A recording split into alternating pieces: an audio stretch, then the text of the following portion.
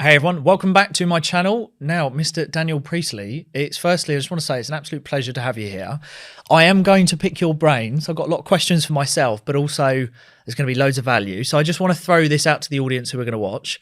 We're going to talk about money, running businesses, 21st century social leverage, the possibility, let's get rid of imposter syndrome, and loads of other good stuff. But I'm going to throw it at you.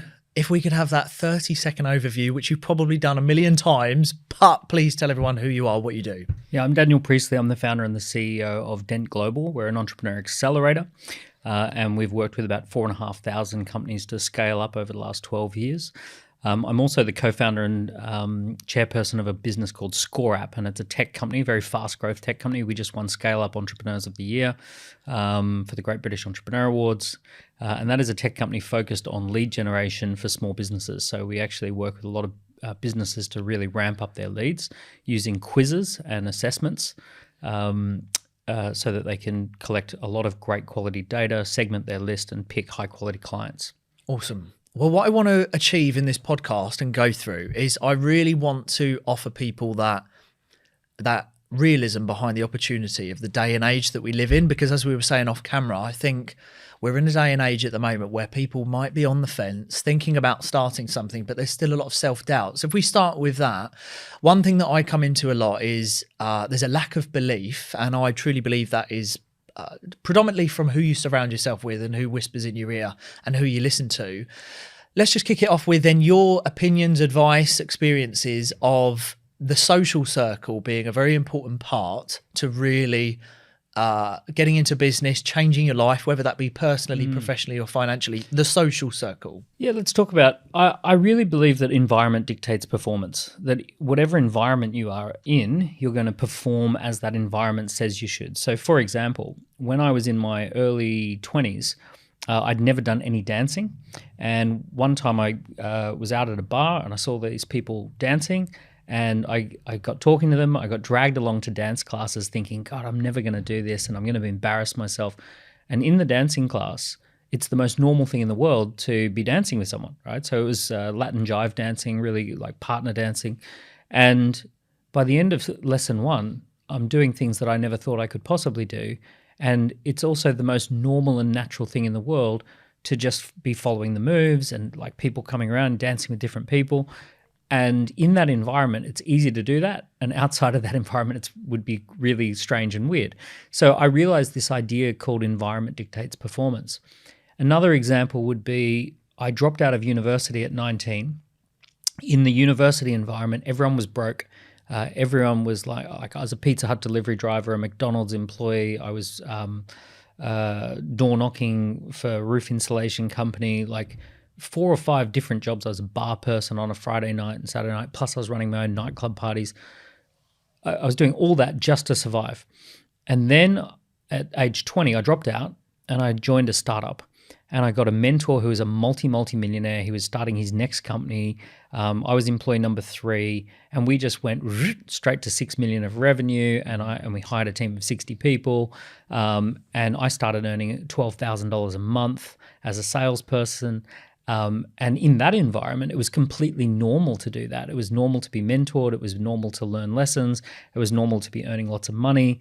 So it was very strange to go from, like in 1 year, to go from 1,500 a month is normal to 12,000 a month is normal. Yeah. So I think we respond a lot to the environment that we're placed in. Yeah. And I think it's so important that we keep talking about this, because I would say that, through my live streams, through my content, I do see a lot of self-doubt where, people aren't really looking at their social circles, and they have this limited belief that obtaining money is incredibly hard and it's only for the rich, and West Wing and Silver Spoon and stuff like this. And it really is the people that you're listening to. And I actually saw a video of Tony Robbins yesterday, and he was interviewed, and someone said, how do you change your social circle and who you listen to and your beliefs and stuff like that? And he said, well, look around the room, tell me how much you see of brown. And he was like, and now close your eyes and tell me how much you saw that was red in the room. I influenced you to only think about the things that were brown. So, and obviously the message there is really who you're around, what they talk about. So how does someone proactively evaluate their social circle, because that's kind of the process, right? Is sitting back, if you want to change your life, evaluation. What do you need to do to actually change your social circle and then be proactive in gaining a new one? Because I always talk about it, networking, but people don't really know actually how to change their social network. What would you do?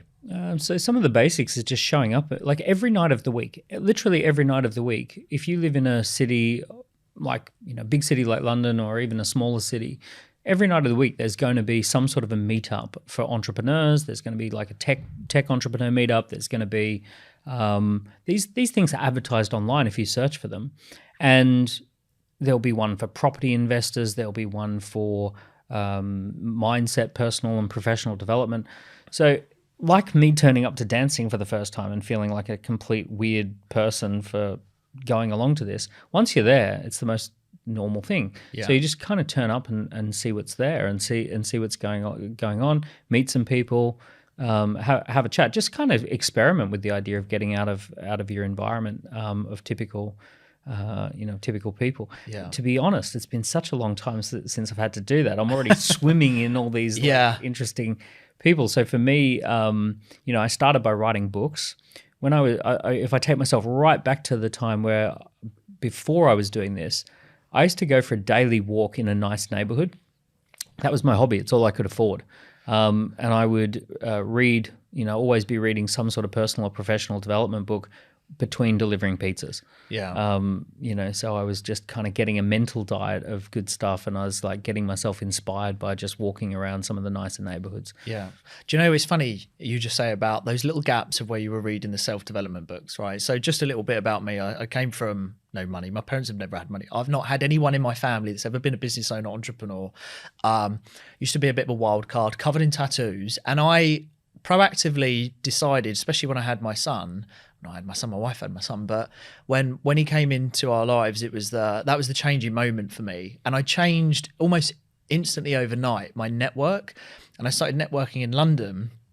And Sam Vanderpump actually said this not too long ago, Paul. Do you remember when he said about getting in rooms that you thought were never possible? I started getting in rooms, even I was going, I have no idea how I'm in this room with these people. And I felt a little bit out of my comfort zone, because I used to network with people, have this neck tattoo, and I used to wear a turtleneck to cover it up because I felt out of place. And what I realized very quickly, because I was never been around money. Everyone was making fun of the turtleneck. well, probably because I was sweating in the height of summer. But what I realized very quickly is that wealthy people and those who have done very well, they're actually very charitable and they're very helpful and they want to help. And I think that was a little bit of a light bulb moment, which I think that's an information thing, is people don't realize entrepreneurs tend to help other entrepreneurs, right? Yeah, absolutely. So that's a big part. Yeah, I think it's for starters, it's really normal. You should feel a bit of imposter syndrome and all that sort of stuff. If you were to get onto a motorcycle for the very first time, your brain and your body are saying, hey, wait a second, you've not done this before. Something could go wrong. You better slow down and have a look around and just check that everything's fine. So that's like just a normal part of being human, that if you're doing something that feels new, you're just going to feel that. So you just say, thanks, brain. Yeah. Thanks for functioning normally. Yeah. Yep, I think we're good right this minute. I'll check in again in 5. Yeah. And away you go. But you're meant to feel a bit of that. Your brain loves data. Your brain loves to get data points. And the thing is, if you don't have a lot of data points for something, or if you've got negative data points, then really you're like, if you're a scientist and you're saying, hey, I haven't seen this work out very well before. Everyone I know has struggled with this. So, all the data points are pointing towards this particular outcome. So as a scientist, you're trying to conduct experiments to see if what your current set of data is telling you is correct or not. So if you've got a lot of data points that success is hard, then you might say, oh, well, there you go, success is hard, I've reached that conclusion, that's it. Or you might question the data and you might say, hey, wait a second, maybe I've got that data because of where I grew up. Maybe I've got that data because of some of the people I've been hanging around with. Maybe I've got something called proximity bias, and I've just got a bias towards a set of data because I'm within a proximity of that data. Maybe I need to conduct some more experiments and get more data. So if you can depersonalize it and stop feeling that this is a personal thing and just say, I'm a scientist and I'm collecting data. Yeah. Ultimately, I'd like to have a nice house and go in nice places and do nice things. I want to be successful. I'm going to go and see if I can collect some data of anything that makes me identify a different way. Yeah, it's like not being emotionally involved. Yeah. I would say that's a big part, is taking and in fact that's going to tie on nicely when we talk about socials. I think those that make real progress, and what I've noticed from my own journey, is not being emotionally involved and being disconnected from what you would class as a bit of a false reality. Even the flip on that. So a guy who I hung around with for many years, much older than me, he was in his 60s when he was mentoring me. He had built 3 multi-billion-pound businesses. And I asked him one time, what's one thing you believe that most people don't? And he's like, I embrace critics. He goes, I love critics. I love criticism. He said, when we were building the world's first telephone-only bank, everyone said it wouldn't work. And I would say, tell me why you think it wouldn't work. Oh, because you can never get through. And no one ever picks up the phone at my bank. And there's this, and they'll pass you through to 5 or 6 different people. Yeah. Right. So he was loving these criticisms. And what he would do is he'd say, okay, he'd go back to his team and he'd say, okay, we've got to make sure the phone always gets picked up in 3 rings. And the person who picks up can handle like 80 or 90% of things that people want. And they never have to pass you to somebody else. We've got to build the system based upon the critics. So he was super excited. He used to call criticism free consulting. Well, yeah. Yeah, he'd say, oh, amazing, we've got some criticism today. That's one McKinsey consultant we don't need. Yeah. But do you know, it's so funny you say that. What do we always do, Paul, after an event? We always ask everyone, what could we have improved on? And the last event which you spoke at, for us, it went so slick. We were set up early. Everything went really well because we have listened every single event. And it's funny you say about the 3-second pickup. I went to Mark Wright's offices in Moorgate, and he got locked out when he came down to get me. And he said, here we go, we'll do a test. They're meant to pick up within 3 rings to see if they buzz us in. And they picked up within 3 rings. Nice. And it's funny you say that because it really works. And I think if you're, again, not even just within business, but if you are a person that is open-minded, you're willing to learn, listen, adapt, pivot, not, be emotionally hurt by criticism. I find that those are the types of people that you can really progress in your life, again, whether it's personally or professionally. And I feel like sometimes we're in a bit of a world where which we'll come on to, a bit of victim. Well, it's all right for you, but it's hard for me. My life's hard. So just on that, what do you feel about the world that we're in at the moment? Are we predominantly victim mindset? Do you see a lot of it as a content creator as well as a business owner? Do you see that people are creating their own hurdles? It's really hard for me to answer that question. I'm in a bubble. Right. So I'm in a bubble of people who are very successful. Yeah. And the truth is I don't spend a lot of time with people who've got a victim mindset. Last week I spent time with an amazing woman who her son was born with this really rare, difficult condition where he didn't have parts of his intestines were missing, and really they gave him very short life expectancy. And her husband left. And basically she was a single mother with this really profoundly, they're in hospital for 9 months, all this sort of stuff. And through that time, she said, I'm going to use this time that I'm sitting around a hospital to launch a business. I need to pay for myself. Anyway, she's in the top 1% of earners as a single mum with a disabled child. And, she's just, and she also hasn't particularly hustled and grinded and all that sort of stuff. She had a background as a singer. She does voice coaching. She does some work with people who have to give public speeches about fear of public speaking. She makes between 100 and 200,000 a year. Yeah. But she just basically said, well, no one's going to come along and save me. I'm going to be the one who has to save myself. Yeah. I tend to hang around with people like that. I mean, I've got friend of mine who's a quadruple amputee, went out clubbing one night, felt sick, got a fever, passed out, woke up in a hospital, smelt a really weird smell. And when he woke up, all four limbs had been amputated. He'd had meningococcal or whatever it was, and they basically had to do an emergency amputation on him. Anyway, he just said, I decided within a moment that this is either going to be the worst thing in my life or the best thing in my life. And the guy has a unbelievable clinic chain where it's a chain of clinics. where they teach amputees how to work. People fly in from all over the world to go and spend time on campus, on site with him at his chains of clinics. But he said, I look at my brothers who all have all four, limbs, and they're working shitty corporate jobs. Yeah. I'm an entrepreneur. I'm, super successful. I've written an amazing book. Yeah. He goes, none of that would have happened if I had have kept my limbs. He's funny too. He says, people give an arm and a leg to live like me. But do you know what's really funny? If you take that back, what does that stem from? The people that he's around, the social circle, the purpose in life. I think with the thing where I create a lot of content, not in a million years would I be able to keep up with all the comments. But what you do see when you ever flick through is that you see a lot of, well, it's all right for you, or it's really tough for me, I'm a single parent, and stuff like this. And I think, well, really, and I've done a few PDFs on it actually to break down denial versus the truth, is that there is a reality behind people don't prioritize things in the right order. When people say they don't have time, well, we can look into that, can't we, where they spend their time. In fairness, we don't have any schooling system that teaches you a path to do this. So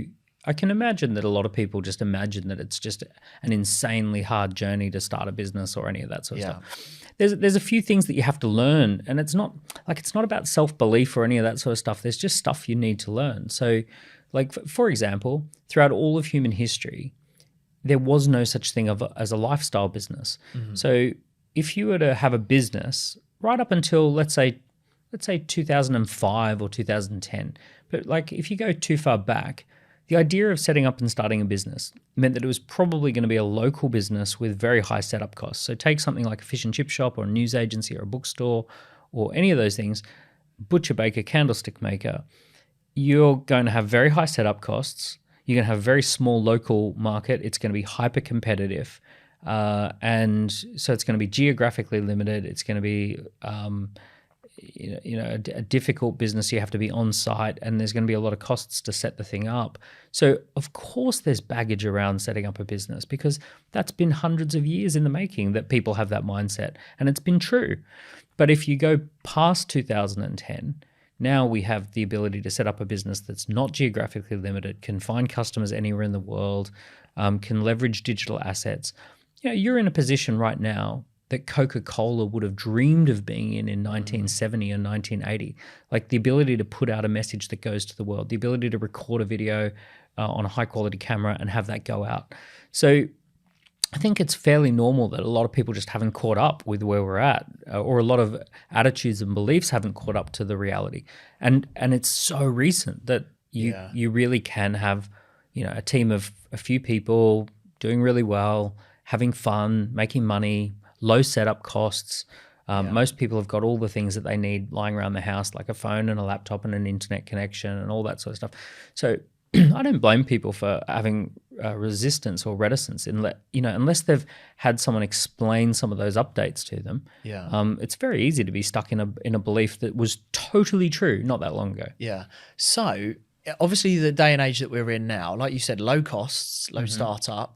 I think it was one of your videos where, you were talking about the reality behind over the next 10 years, you're probably going to see a lot of companies do 100 million plus with like a 10-man team, which I totally believe and can see. How does one actually go about really starting in business now? Because the thing is, business has been so mitigated its risk because obviously being able to be built alongside a full-time job, which is what I did in the beginning. I built that alongside my full-time job. For you, what do you see the process for someone who's perhaps sitting on the fence thinking, well, I work full-time, got a young family, normal scenario, not maybe limited on time, or they don't know where to find the time. I think the biggest hurdle, there are a lot of options, aren't there? There are a lot of things that have got marketing and ads backed behind them, Amazon FBA, drop shipping, all these kind of things. Where does someone, in your opinion, start to figure out if business is for them and how?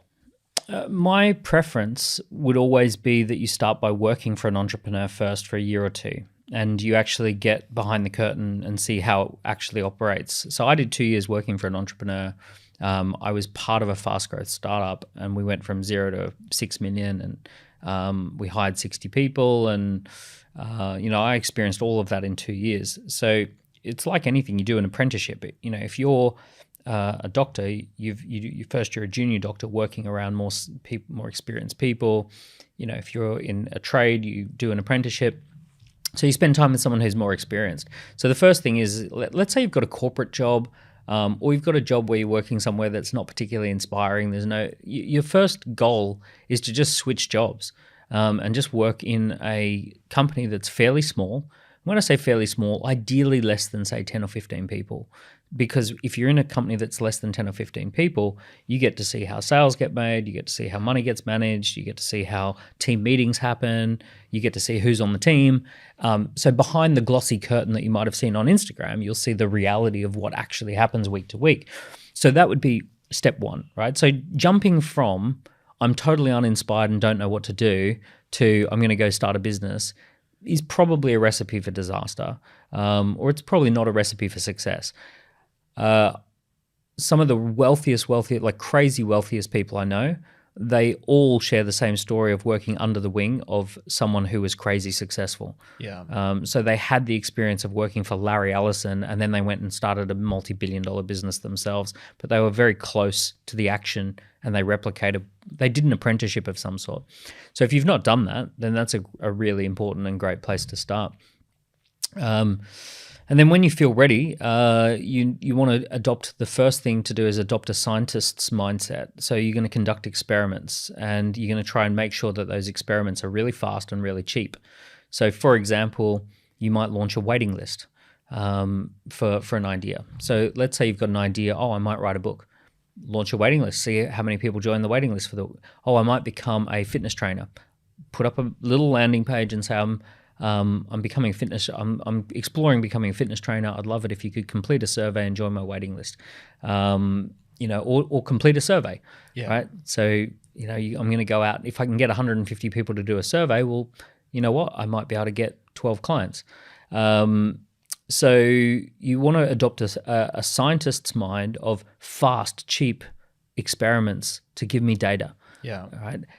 One of my beliefs is that businesses start with lead generation.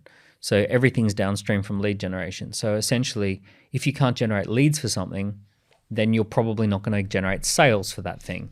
So start with fast, cheap lead generation to test your idea. So you might say, I'm going to be landscape gardener. Rather than buying all of the landscape gardening stuff for 15, 20, 30,000 pounds, you just simply go knocking on doors and say, we are in the area doing some landscape gardening. We don't have any availability in the next few weeks, but next month or in a month or two, we've actually got availability, and we're just seeing if anyone wants to pre-register or pre-book, that you'd be interested in having landscape gardening and that you'd want to have a first meeting about what landscaping you might want. So you've bought no equipment, and you're just simply testing the market. You're testing your concept out. This is what I love about socials, is that you go back 20 years, we didn't have the ability to put a message out there, test the market, to get, like you, as you call them, indicators, to build a waiting list. And hearing you talk about it, I mean, we've adopted a lot from what you've said. We really have in our joint and our other businesses. And it seems so simplistic that you wouldn't start a business unless you know you have a market for it. And that's what I really love. And what I suppose I try to talk about as well is trying to remind people that whilst you're working a full-time job, you can be putting out content to understand if there's a market. So with social leverage and I don't like the word social media because it's your window shop, really, isn't it? The power of social media. We've done 2 full events on it. We use it every single day. What does it do for you? Like, how do you see social media? Because it's still so early. Like, how this can really propel businesses on the front end and the back end. So for all of human history, we've been connected to people through geography. So we're likely to be friends with someone because we grew up in the same neighborhoods. We're likely to buy from a company because that company's down the road. Why did I buy from that bookstore? Because it's the closest bookstore. Why did I buy from that clothing store? Because it's the closest clothing store. So geography played this massive role in our lives. And social media did this weird thing where it said, actually, we're not going to connect on geography anymore. We're going to connect on values, and we're going to connect on shared interests. And it doesn't matter where you are in the world, we can do that. So let's say you're into some really weird thing, like let's say you do this where you buy fruit and you collect the fruit stickers and you put them in a little album, and you just very passionately excited about fruit sticker collecting. Well, it turns out there's a group on Facebook called the Fruit Sticker Collectors Society, and there's literally hundreds of people who do this thing. So all of these weirdest people, they thought they were the only person who did this, and they thought they had this dirty little secret of collecting fruit stickers. And then they go on social media and it's like, shit, there's other fruit sticker collectors. How incredible is that? Right? So even like, let's say it's a 1 in a million thing to do. Well, that means there's going to be 300 of them in the USA. There's going to be another 500 across Europe. It's like there's 800 fruit sticker collectors out there. So social media does this weird thing of just closing off the geographical borders, allowing people to find each other. And that creates a business opportunity that you can do something called a micro niche or a niche business. So you can find things that very small numbers of people geographically are interested in, but globally there's plenty of them. Yeah.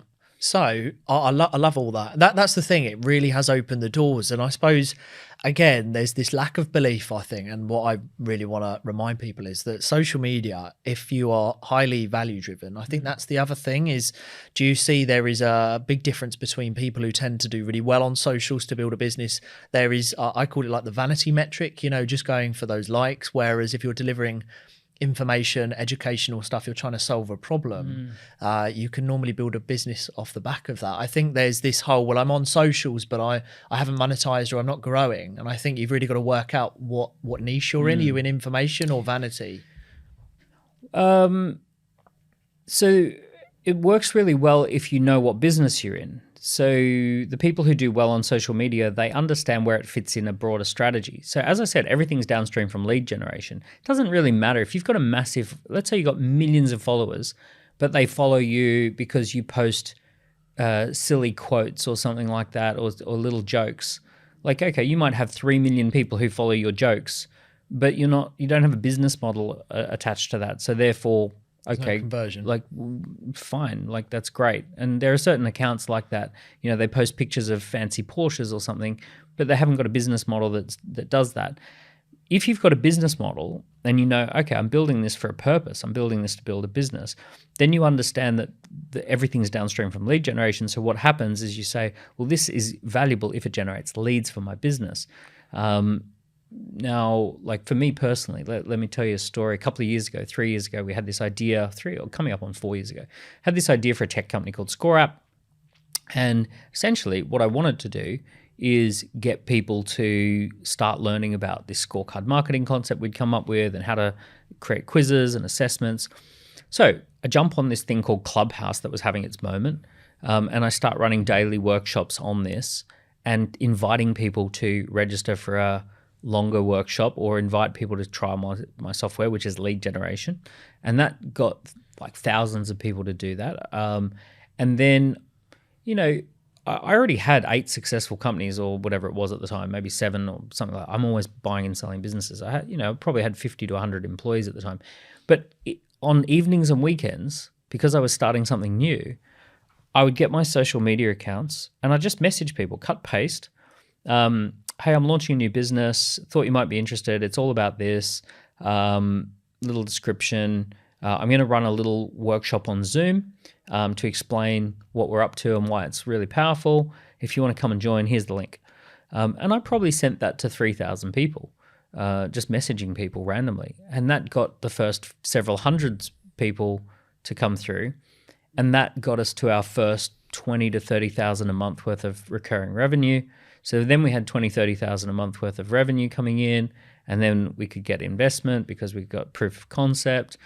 But I did it with a purpose. I did it with a purpose to generate, the lift off of a new business. Yeah. This podcast was sponsored by the Employment Breakout Program, How to Fire Your Boss and Replace Your Income. If you want a life of purpose, one with time freedom and financial stability, head to the description below where you can join a free introduction webinar to learn how business could change your life. So would you say when building a business, right, and a brand, there's two different things. You've got the business, the core business, and then you've got the brand, which is you as the individual. I'm listening to a book at the moment called Build to Sell. Now, do you think there's importance behind, if you're going into business, do you think it's important to have the exit plan in place? I know a lot of people really focus on building a brand, but do you think it's also important to have its own sort of entity in its business so that you could sell it, because you don't want the business attached too much to the brand? What's your views on business versus brand and exiting? I think it's important to reverse engineer the future. So reverse engineering the future is picking a ideal snapshot of what you want in the future, and then reverse engineering it and saying, okay, so one outcome is to sell the company. Another outcome could be that you want a lifestyle business that just provides a good income with more fun, freedom, and flexibility than you currently have. It's totally fine. So if you're a property developer and you've got a block of land, you need to know what are we building. So you have what's called a model, an end state model, a future state model. So the future state model could be that you're building a house that someone's going to live in. Maybe you're going to live in it. Maybe it's your dream home. Or it might be that you're building a block of apartments and it's going to be 7 stories tall and it's going to have this many people who live there and this many rooms and it's got car parking. So you literally end up with either drawings or an actual physical little tiny model. And it's that end state that you're actually trying to reverse engineer. If you're trying to rob a bank, you have a future state end state of like, okay, we imagine ourselves driving off across the border and getting on a plane and blah, blah, blah. So you actually have an end state goal that you're trying to reverse engineer, and you have to work backwards through all of the things that would prevent that end state from happening. So for example, I've sold several companies for a lot of money. They've been businesses that have massively benefited from my brand. It's never been something that's held us back. It's always been a total positive. My brand builds the business in the first place. We end up with recurring revenues. We end up with a highly talented team. We end up with proprietary assets of the business. And all three of those things are what people want to buy. So we sell the company for millions. Yeah. And also, some of the businesses that I've sold, they've asked me to do a year where I'm still a brand ambassador for that business and I'm getting paid twice. Right. So I'm getting paid to sell the business and I'm getting paid a massive day rate to do a day of filming per month to help support that business. Right. So scaling a business, okay, so if someone's sitting here thinking, right, and look, we're one of them as well, but if you're thinking on scaling a business as quick as possible, for example, whatever model that might be, what are some of the key core steps in scaling a business to getting it to a high valuation, getting it, taking a business from nothing? So if we want to talk valuation is those 3 things that I meant. So we start with the end in mind. 3 things that I mentioned is recurring revenue, because CFOs want to be able to forecast forward and they want to be able to have a crystal ball, and they don't like complex business models, and they don't like business models that deliberately break up with customers. So when you sell a package or a one-off sale, essentially that business model by design is breaking up with a customer. So essentially you're selling something that comes to an end, and therefore you're guaranteed to lose that customer once you've delivered the value. CFOs, chief financial officers, they love business models that never break up with a customer. That's called recurring revenue. It means there's an ongoing value delivery. And they like that because if they keep tweaking and keep optimizing, a typical customer might stay for 15 months, then 18 months, then 22 months, then 36 months. So if they can figure out how to continue just a few little tweaks, they can extend the lifetime value of the customer much further. So therefore, their spreadsheet shows better numbers. So a recurring revenue model is number 1. Recurring revenue comes off the back of a proprietary asset. So a proprietary asset is a technology platform, or it could be a property, or it could be that you have some intellectual property. It could be that it's something special that your business does that's hard to replicate. Yeah. And like if I can just easily copy what you do, I'm not going to buy your business. I'll copy your business. So we want a proprietary asset, something that's hard to copy. And then the final thing that acquirers want, if you want to sell a business for millions, is they want a good team. Yeah. In a perfect world, they want 35 or more people, 30 people or more. Ideally 10 or more, and very rarely less than 10. So because if the founder leaves and everyone's really loyal to the founder, then the whole thing's going to everyone's Yeah. going to leave and go do something else. Once you get to about 30 people, it's way less founder dependent. So if we're reverse engineering a multi-million or tens of millions exits, those are your big three: recurring revenue, proprietary asset, and a team of 30 people. Yeah. So you got to work backwards from that. Yeah. So let's go. Do you want me to take you through a few of the steps? Let's do it. Yeah, let's do it. So the first few steps are called chaos: concept, audience, offer, sales. So we've got to have good, solid concept, something special, something unique, something when people hear it, they go, I like that. So you should always test multiple concepts. Don't be afraid to have 10 ideas that you're testing. Is that for the diversification, just to jump in? Is that to keep the company diversified, having these sort of different... No, I'm saying at the very early stages, you might be in love with a particular concept, but slightly adjacent could be like slight tweak on that concept could be like way more exciting to the market. Gotcha. So it's worth trying to figure out if there's a few different ways we could gist this concept. So a good concept has a good market size. It's something you're passionate about. Normally you've got a background or an origin story that lines up with it. You've got a clear vision for the future. People get excited about that vision. You've identified some problem that exists and people want that problem solved and they're willing to pay for it. So that's a good concept. Then you test audience. Can we get people to can we generate leads, right? An audience could be a waiting list, could be that people fill in a survey or an assessment, could be that people sign a pre-registration, it could be that they join a discussion group about that topic. They might sign up to come to events. So any of those things are audience builders. Yeah. Or they might sign up to a social media account that's very focused on that thing that by virtue of them signing up to that social media account, they're saying, yeah, I'm interested in whatever it is you're talking about. So that's the next one's audience building. Can you build an audience? We haven't done any supply side yet. It's just demand generation at the beginning, right? Yeah. So concept and audience. Then we test the offer. What are people willing to pay? Are they willing to pay 50 a month, 100 a month, 10 a month? Are they willing to pay 1,000 or 2,000 for a package, let's say? So we want to test price points and we want to find out what's in the package. So great companies sell packages. They don't sell time or services. They sell packages. So a Porsche 911 is a package. 2,500 suppliers put stuff into a car and then it looks like one thing called a Porsche 911 and then people buy that Porsche 911, but actually it's a package. It's like it includes a music system and it includes brakes and shock and tires, all of that supplied by other companies. So you construct a package of things that everyone goes, oh, I love that. You put it on a brochure or a slide deck or a landing page and see whether people actually want that at that price. And you want to do a bit of testing to see what price they're willing to pay. It's often the case that your psychological baggage might massively diminish the price. People were willing to pay $3,000. You just charged $1,500 because $1,500 felt right to you. But $1,500 might feel right to you because of your situation, not their situation. In fact, higher end buyers won't trust it. They don't trust cheap. So I think that's one thing where people sometimes get a little bit confused. What do I charge? And sometimes I think there's that self-doubt of, do I charge what I believe it's worth or what the market... You keep coming back to things like self-doubt and belief. Honestly, no one cares how you feel. Like I could be riddled with self-doubt and belief. If I'm providing value, no one cares. Yeah. So would you always go with market? So if anyone's, the market's selfish. Only cares about itself. I could have bulletproof confidence, right? I could burst into every room with massive amounts of confidence. If I'm not delivering value to the market, they don't care that I've got confidence. They'll find confidence annoying. Yeah. Right? They'll sit there and go, this guy's an idiot. Yeah. So you don't necessarily, it doesn't really matter whether you feel good or bad or any of that sort of stuff. That's your own business. Yeah. That's talk to a therapist about that. But, the market is only interested, are you providing great value? Yeah. Are you solving a problem to them?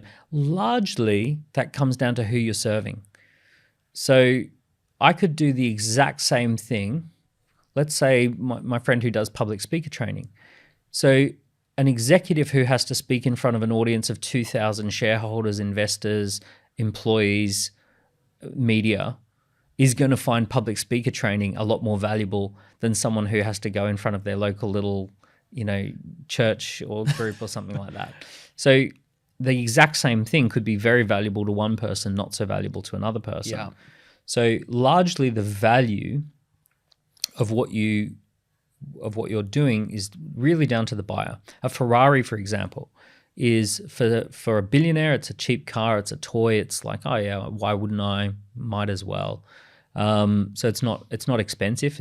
It's just something fun, and it's not like the biggest thing in their world. It's like, it's just, oh well, I will, why not? Yeah. But if you're selling to a prestige auto rental business, it's CapEx. It has to make sense financially for them to rent it out because they're thinking about it very differently. And for a aspiring entrepreneur who's just starting out, it's a dream. It's like more money than they've ever seen. So it really comes down to who you're selling to as to whether it's good value or not. So do you think the focus for people, if someone was starting a business, and they're working that alongside a full-time job, I think a lot of people would naturally say in the beginning it's a drive of money, to bring in revenue. That's most people's drive right in the beginning. When building a business, going through the highs and lows, because I think most people who have certainly put a lot of effort into business and started in business would agree that there's a lot of lows, but the highs tend to outweigh the lows. There's a lot of up and down. Mindset wise, to run a business, I think is important to talk about. It's because in the beginning, if you're running, like we were talking about, you can run these big businesses with a small man team. You've got to be the CEO, the cleaner, the salesperson in the beginning. How important really is it for your mindset to shift in starting these businesses and everything that comes with it? Because it's a big part. So a couple of things. In the short-term interactions, no one cares, right? You can have a terrible mindset. If you're doing the right things, it'll work, right? So in the long-term, mindset matters a lot. I have a very simple framework for mindset, which is that the brain is actually divided into 3 layers. And everyone will experience these 3 layers. So at the base layer, you've got the reptile mode. Reptile mode, fight, flight, freeze, freak out, throw tantrums. Everything is about something bad is happening to me and I need that thing to stop. All right. So that is reptile mode. So if you're being attacked, something bad's happening to me, I need that to stop. If a bear comes out from the wilderness, something bad's happening, I need that thing to stop. I'm going to run. So we have that built in as a system that when something bad happens, we go into reptile mode, we fight it, we run, right? We freeze, right? So all of that sort of stuff. And that's a very short-term system. And if you run your life or your business from the reptile mode, you spiral out of control real fast because it only can make short-term. It can do very short-term thinking. There's no strategy in that part of the brain. There's no empathy. There's no understanding what the other person might want or need. None of that. So you're just trying to do that. Now, it's also a stupid part of the brain. Like it's actually mathematically about 15 IQ points lower than your normal baseline. So it's easily fooled into things like passive income, quick wins. I'm going to make $1 million really quickly. I'm going to have a passive income, never have to work again. I'm going to earn a quick amount of money really fast. I'm going to lose weight really fast. I'm going to attract that amazing superstar really fast.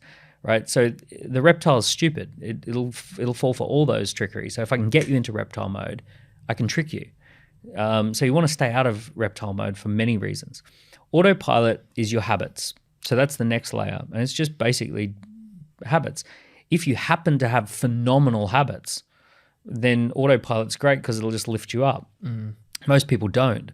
So like if you happen to be in the habit of going to the gym and working out really hard 3-4 times a week, you're probably going to be really fit.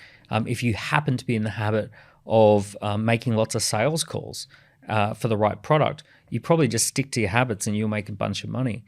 So your habits just kind of set you on a course, and then it depends what course you got set on. So most people, I'd say, are not set on a particularly uplifting course because most of the habits that work are difficult habits. So it's very easy. Some people grow up in the right family and they just instilled from a very young age, you're going to save, you're going to invest, you're going to buy houses, you're going to do this sort of stuff. And they've got great habits, lucky thing. But the part of the brain that's actually interesting is what we'd call is the frontal cortex, and it's the visionary mind. And the visionary mind is about reverse engineer the future. So it's about pick something that's different, and how do we have an impact on life? How do we change things? How do we get back in control and get in the driver's seat towards something we want. So this is when you've ever had a moment where let's say you're calm, maybe you've been for a run or you've been breathing, you've gotten off the phone, you might have been for a walk in the forest or something. Your brain starts to just kind of relax a little bit, and you almost drift where you've got a higher level perspective. So you're not in your body. You can almost see through time. You can see through space. You can almost like get into the shoes of somebody else. If you're talking to someone else, you can say, wait a second, I know where that person's coming from. They're worried because of this that happened to them. Or, oh, I know what that person wants. They want this solution. And if I build that for them, they'd happily pay for it. I can really understand that. So it's the visionary part of the brain that plays chess, right? It understands strategy. It understands what your side of the board must look like and what moves you would probably make. It's the part of the brain that has love, that it has like a bigger, broader sense of love for the world or for others. Compassion, empathy, creativity, vision, inspiration, all of that happens there. So businesses are built from that part of the brain. And when we talk about mindset, first thing is just recognize what setting are you on. Are you a reptile, autopilot, or visionary? That's really that's the whole trick. The whole trick is that. Yeah. Right. It's quite simple, really, isn't it? Comes pre-installed. Yeah. And I would totally agree. And I think really that question stems from there are, I suppose, a lot of people that believe that you need a huge amount of motivation. I'm not a massive fan of motivation. I think that's very short term in the moment. You see something you like, gives you a bit of a buzz, right? Dopamine hit, something like that. But habits, I totally back you on that, and discipline, habits and discipline, when you instill those over a long period of time and it's second nature. So with habits, you tend to have to go visionary, figure out what you want, and then think, well, what would be the weekly habits that would get me there? And then you have to kind of go through a bit of a process to install those habits and get into those habits. But the trick is you've got to go visionary and then install stuff into the autopilot so that, like a pilot has to take off, program the computer, we're going to New York, and then now the computer will do the thing. Yeah. Most people's computer has not been programmed to be on autopilot towards some phenomenal result. Yeah. So you got to go visionary first and then start examining the habits. Reverse engineer. With socials, right? We all have access to it. You have a lot of free resources. So when it comes to having access to information, which you can use to educate yourself, the trick is to apply, right? I think, we can all learn, but there's that real defining moment of hoarding information, being like a librarian, or you apply what you learn, right? When it comes to, if we were to take Daniel back, let's go back 15 years, right? Let's say you've got access to socials and everything like that. How would you really start, right? If someone's listening to this, how would you really start from the beginning? I'm talking everything from the visionary side of it, the plan. How would you sort of, I suppose, navigate the crazy world of all the business ideas? Kind of what would your step-by-step process be? As I say, concept, audience, offer, sales. So I'm going to come up with several concepts and test them. I'm then going to, once I pick one, I'm going to build an audience, see if I can build an audience and see how hard it is to build an audience. Then I'm going to present them with an offer. And then I'm going to sit down one-to-one and see if I can make sales. And that's going to be my start. And let me jump in on the audience then. So on the audience, because I want to dive into it a little bit more, because when we talk about audience, there'll be some people going, but what do you mean by audience? So I know exactly what that is. Just means socials. People who pay attention. Yeah. So an audience for a concert are the people who are at the concert paying attention to the concert. That's the audience. They're actually energetically paying attention to the person on the stage playing music. So an audience is, can you get people's attention? As the first thing. Can you get people to signal that they're paying attention? On social media, sometimes people are paying attention, but you don't know. So the way that we know someone's paying attention is they fill in some sort of a form. They reveal themselves as paying attention. They might comment. They might like something. They might send you a DM, which means that they're only doing that because they've seen you. They've seen what you've had to say. So you might do a post on LinkedIn and it says, I'm launching a new business. We're going to help podcasters to set up a studio. If you're interested in having a studio and podcasting, blah, blah, blah, send me a DM. The call to action. Yeah, and you might get 2 or 3 people reveal themselves and say, hey, I saw your post and I'm interested in that. Here's a DM. So essentially you're testing to see, do you have the ability to build an audience? The reason you're doing that is because sales is a lot harder than audience building. On average, you might make one sale for every 10 people who signal interest. So if you can't get lots of people signaling interest, you're certainly not going to get lots of people buying from you. Yeah. So a signal of interest is much easier than a sale. Yeah. So Glastonbury Music Festival, they don't sell tickets. There's only 30 minutes of the year where they sell tickets. The rest of the year is getting people to signal that they're interested in tickets. Getting that waiting list up. They build the pre-reg list.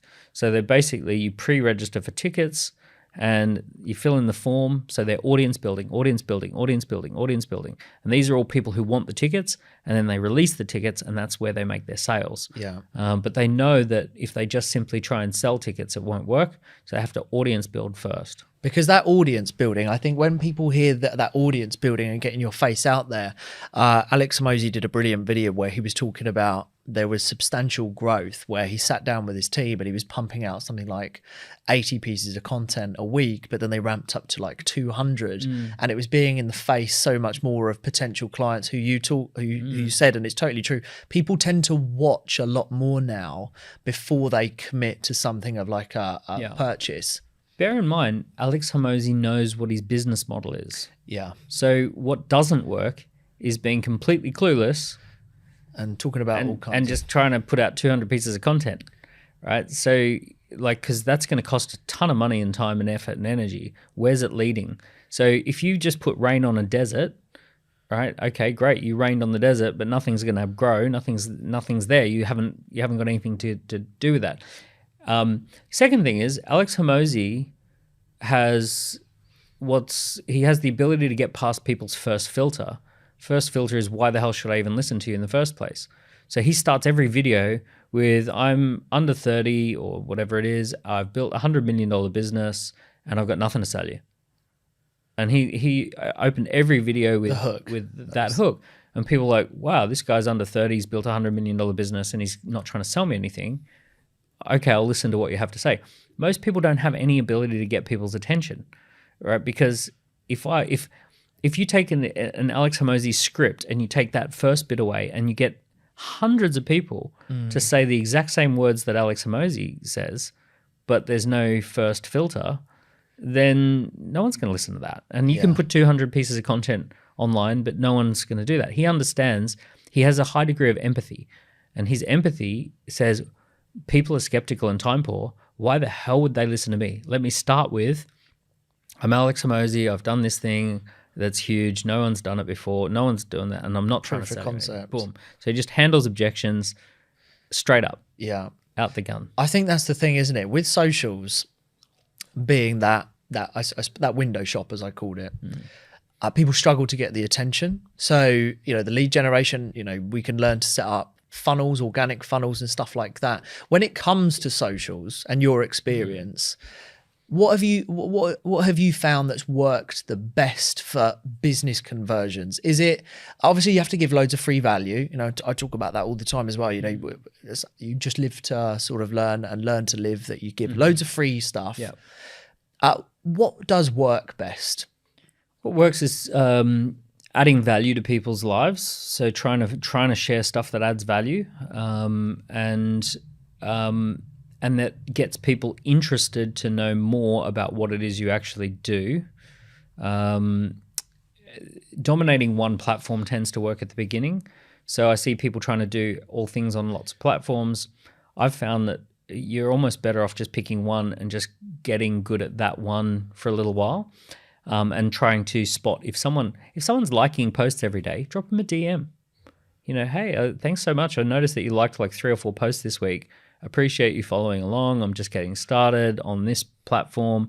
What is it you're liking about my posts? So be a bit more proactive to actually reach out. The other thing that works really, really well, if you possibly can, is to skip the whole process of having to build a following and just find someone who's already got a following and partner with them. Collaborate. To me, that's great. Like some of the stuff that I did in the early days is I used to host private dinner party or lunch, and I would invite at a really nice restaurant. I'd invite people who had a big following, And I'd just say, hey, look, I'm putting together some really interesting people who've got big followings in the industry. Come along to my lunch. I'm hosting.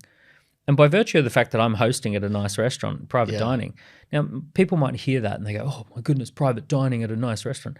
It's like £50 a head for lunch, right? So they'll give you a private room. If you bring around, almost all fancy restaurants have a private dining room. And if it's not being used and you said, hey, look, we do a £50, we've got a budget for £50 a head. We're going to have 12 people at dinner, at lunch. Are you willing to take the booking? Some will say no, some will say yes. But you can have 12 people for 600 quid. Yeah. Now, those 12 people might have a combined 3 or 4 million followers. Yeah. So in my mind, we don't do enough of that in the UK. I had this conversation not too long ago. And depends which circles. Yeah. Well, it happens every day in Mayfair. Very true. Very true. But I think more to the masses, I think people are a little... I suppose on the climb, people are a little bit more reserved, and I find that a shame because I know in the US they're a lot more proactive. Someone who's got 10K followers could collaborate with someone who's got 5 mil, and there's a little bit more. I don't know. I find on the way up, people are a little bit more protective over here. Well, you should. If someone's got millions of followers, they're getting 10, 15, 20 inbound inquiries a day of people who want to collaborate with them. Yeah, it's the cut through of doing something a little bit different. If you're on the make, you can't expect someone to help you. Right, especially someone who's already made it. They're being approached hundreds of times a month. Yeah, hundreds and hundreds and hundreds. Like, you're not special for sending an email that, like, if you're sending them saying, oh, I love your stuff and I follow your stuff and I really love that. I'd really love it if we could do something together. Honestly, they've had loads of them. Like every day. Yeah, and it's nice. That's great. But every day, it's hundreds of those messages. Yeah. Or not hundreds a day, but hundreds a month. Yeah. And for millions of followers, it is hundreds a day. So they become numb to that sort of thing. So, for example, I'll give an example. I was just in Dubai. I'm not in Dubai regularly, but I looked through my network, and it turns out, I know this will sound pretty wanky, but someone I know who has 100, someone I know has a 100-foot yacht in Dubai. So I say to my friend, hey, I'd really like to put some of the top influencers in Dubai on the 100-foot boat. They'll have a combined millions and millions of followers. Can I borrow your boat for the evening? And we're going to do burgers on the boat, and I'll buy you nice meal. I'll bring these people to you, and I'll pay for everything. He said, of course, right? Let's do it, because the boat's just sitting there empty anyway. So I then reach out to some of the people in Dubai, some I know well, some I don't know at all. And I say, I'm putting together a really nice little group of people who are top influencers in Dubai. We're going to have burgers on the boat. It's a beautiful 100-foot yacht, gourmet burgers, and we get to hang out and meet each other. And would you like to come along? And I think everyone said yes, pretty much, or everyone who could, unless they had pre-booked. Apologies, I couldn't make it. Couldn't make it. So I end up with 15, 20 people on the boat, and they're all minimum 500,000 followers, right up to 3, 4, 5 million followers. And and I just host that. I bought a really nice gift for my friend with the boat. It took a few hours.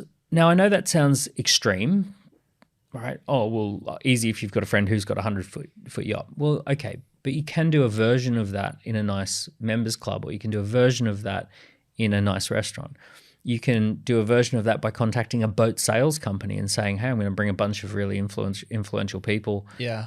Would you like to host us? There's plenty of ways you can do that. There's plenty of versions of that. But by doing something a little bit special, you get cut through. Yeah. There's a book that I read my kids called Stone Soup. And they start with a big empty pot, and they put a stone in it, and they boil the water, and they say to the villagers, hey, we're going to make the most beautiful soup. We just need a little bit of salt. Oh, I've got some salt. Oh, we just need a little bit of carrots. Oh, I've got some carrots. Yeah. This would be nice if we just had some chicken stock. I've got that, right? And leverage. By the time, because they said we're going to do this incredible thing. So you can, when I first arrived in London, I knew absolutely no one. I'd never been above the equator. I arrived pretty much with a suitcase and a credit card. And first 2 weeks, I spent putting together a dinner party for 28 people, private dining, It cost £1,600, I think. And I just basically reached out to everyone didn't know me. I reached out to all these people who didn't know me. I said, I've just arrived from Australia. I'm hosting a private dinner party. I'm going to be launching a company. I'm inviting some of the top names in the industry. Your name came up. I'd love to send you an invitation as well. And everyone was like, oh, the top names in the industry are going along. Now, the funny thing was, as soon as I got a couple of people who were actually pretty well known, All wanted to come. then it's like, yeah, so they all came to see each other. Yeah. I hosted it and coordinated it. Host with the most. Yeah, and I stood up and invited and basically acted like I owned the place.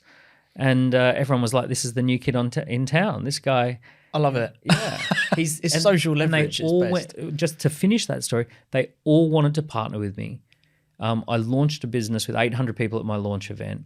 The following 6 months, we did £4 million worth of sales. Wow. So, and the reason I did £4 million worth of sales is because there was one person in that group who had a massive email list who decided to partner with us. And they basically filled everything for 6 months. I love it. Well, we're slowly following behind. You know, we use a lot of these concepts. I mean, one thing we will be doing is we need to buy a dinghy, and you're invited, by the way. But yeah, awesome. Well, Daniel, obviously, I can't thank you enough, mate. Huge information for myself, Paul, anyone who's watched is, so valuable. But can't thank you enough. And thanks for coming on the podcast. Cheers, mate. Awesome.